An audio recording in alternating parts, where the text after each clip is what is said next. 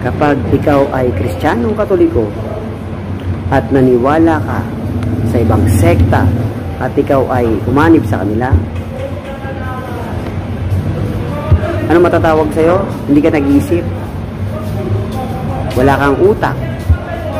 Sad to say, yun ang katotohanan eh. Kasi bakit? Ang isang totoong matalino, kapag may isinishare sa'yo, hindi ka basta-basta naniniwala. Kailangan mag-research ka muna para malaman mo kung ano yung totoo at kung ano yung katotohanan.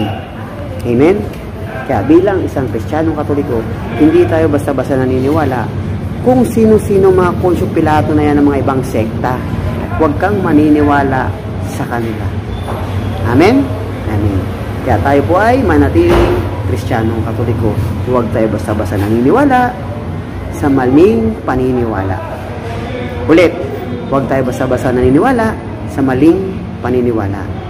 Kung gusto maging isang tunay na matalino, mag-research ka kung ano talaga ang totoong aral o teaching ng Roman Catholic Church. Tandaan mo, nandito ang totoong matalino sa totoong nag-iisang iglesia ng Diyos, Roman Catholic Church. Amen? Amen. Ilang, maraming salamat. Manatili po tayong cute Catholic until the end. Amen? Amen. More prayer, more power, spread love. Bye-bye. Ano yung sa'yo ng cute? Catholic until the end. Amen. So, manatili po tayong cute. Amen? Amen. Amen. Napakasarap palang maging isang Katoliko. Yan po ang isang katotohanan.